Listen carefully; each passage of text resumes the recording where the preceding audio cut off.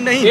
जी जी, हम यहाँ हैं चूँकि जब सारा चीज़ हो गया, अब मुझे ज्वाइनिंग लेटर भी मिल गया, तो हम जान गए कि ये चीज़ सही तो है नहीं, ठीक है। अगर हम ज्वाइनिंग तो कल के डेट में केस हो जाएगा। जी हो सकता है, तो हम बोले कि ना, अब अगर बीपीएससी या वहाँ के लोग नहीं वेरीफाई कर पाए, से यही जाहिर होता है कि वह जो वेरिफिकेशन वर्क जो है एकदम मतलब लापरवाही बरता जा रहा है, इसमें कोई दो मत नहीं है।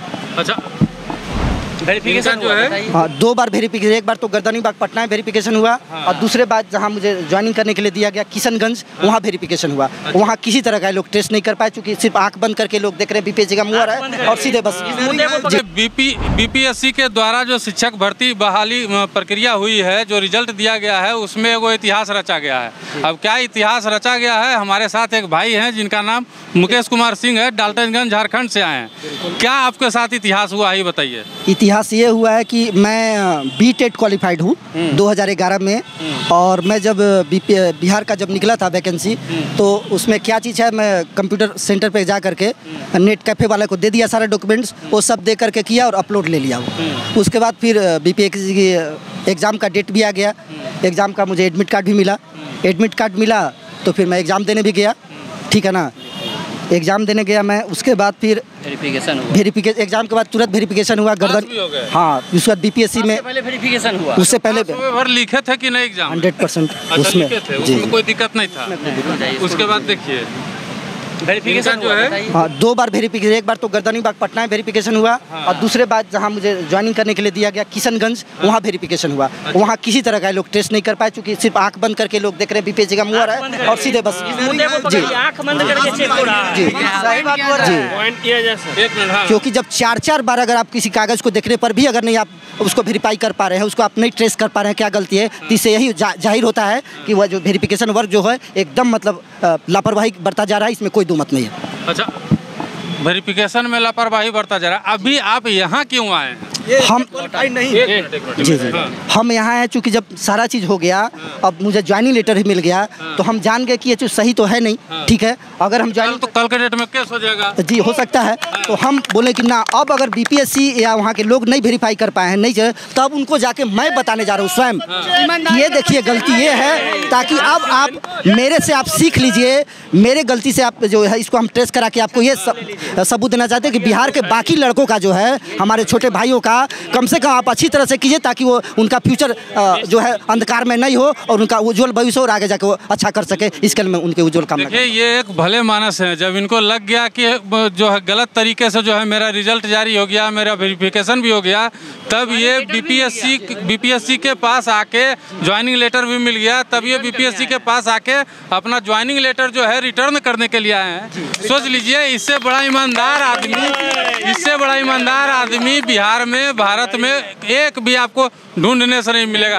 क्या कहेंगे आप इनके लिए, क्या कहेंगे ये बताइए। ये सभी जो नियोजित, ये सभी जो टीचर हैं जो फर्जी में जाके ज्वाइन कर रहे हैं, उनके लिए एक बहुत बड़ी मिसाल है कि सर आए और अपना जो अपॉइंटमेंट है वो ये लौटाने के लिए चले आए। इनके लिए हम बहुत खुश हैं। आप क्या कहेंगे भैया? इनको हम साधुवाद देना चाहेंगे, ये मिसाल कायम किए हैं, इतिहास रचे हैं। हम चाहते हैं अतुल सर इसी ढंग से इतिहास रचे, फिर से डॉक्यूमेंट को वेरीफाई करवाया जाए और फिर से रिजल्ट को प्रकाशित किया जाए। हाँ, क्या कहेंगे आप? बस साधुवाद के पात्र हैं ये। इसी तरह हम चाहते हैं कि भाई हमारे राज्य के लोग, जो हमारे स्टेट जो कर्मचारी हैं, वो भी इसी तरह ईमानदारी से काम करें और इन एलिजिबल कैंडिडेट को बाहर किया जाए। इनका मेन मुद्दा यह था कि भाई हमने स्टेट क्वालिफाई नहीं किए हैं, और फिर भी उसमें मैंने बैठा, 2 बार वेरिफिकेशन हुआ, दोनों बार में कहीं नहीं चेक हुआ और मुझे बाईपास करके मुझे मिल गया। और मैं उस ईमानदारी के उसके पात्र नहीं था। मैं सामने लोग मैंने बताया कि भाई मैं इसके पात्र नहीं हूँ, इसलिए मैं इसको एक्सेप्ट नहीं करूँगा। बताइए वेरिफिकेशन जो ये जगह इनका भर गया था, ये इनको लगा कि भाई हमारा गलत हो रहा है, हम गलत प्रक्रिया से जो है चुने गए हैं। उसके बाद लगा कि नहीं, किसी एक छात्र का तो भविष्य बन जाए, हम क्यों बर्बाद करेंगे। क्या कहेंगे आप? बिल्कुल ही जिस प्रकार ही किए हैं सच्चाई से काम, इसी प्रकार अतुल प्रसाद जी के पाठक जी के हमारे सरकार को काम करना चाहिए, अच्छी तरह से शुद्ध करके दोबारा रिजल्ट दें। ताकि आगे भविष्य सभी टीचरों का जीवन बन सके और सभी को पढ़ा सके। आज भी बिना अधूरा रह जाएगा, वो मैंने क्या कहिएगा आप ही बताइए। हम यही कहेंगे, ये एक ईमानदार और सच्चे टीचर का मिसाइल कायम किए हैं। बच्चे रोजगार के लिए योग टीचर जो है, जो कहने का मतलब जिनका दर दर भटक रहे हैं, ये अपने रोजगार को ठुकरा रहे हैं, जो गलत तरीका से इनको रिजल्ट आ गया था। इससे ईमानदार आपको कहाँ मिलेगा, जो देखने के अभी सामने हम लोग के प्रेजेंट है। इन लोग से आप बताइए। एक बार फिर से इनके पास कैमरा लेके आइए, देख लीजिए इनका भाई साहब का दाढ़ी पूरा पक गया है, बेरोजगार अभी तक है। किसी तरह से इनको रोजगार चाहिए था, इसीलिए शिक्षक भर्ती का फॉर्म भरे, शिक्षक भर्ती का फॉर्म भरे कि किसी तरह से इनको रोजगार चाहिए था। मतलब साइबर कैफे वाले की गलती के कारण जो है इनका फॉर्म एक्सेप्ट हो गया, उसके बाद इनको जो है नौकरी मिल गई, ज्वाइनिंग लेटर भी मिल गया, कहीं कोई चेकिंग नहीं हुई। इतना फर्जीवाड़ा है कि कोई चेक ढंग से नहीं किया।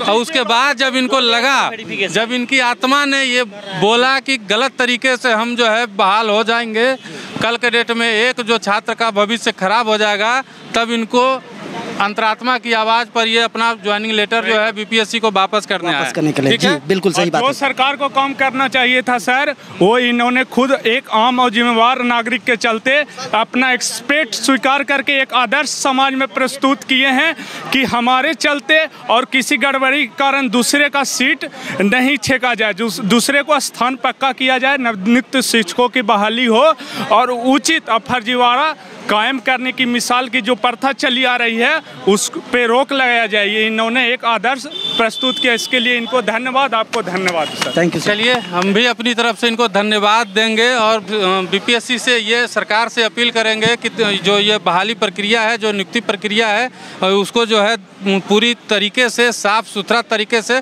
और पारदर्शी तरीके से किया जाए। इसके बारे में आपकी क्या राय है, और आप बिन भाई साहब के बारे में, मुकेश कुमार सिंह के बारे में क्या राय रखते हैं, कमेंट बॉक्स में ज़रूर बताइएगा। धन्यवाद। एक बंद कीजिए।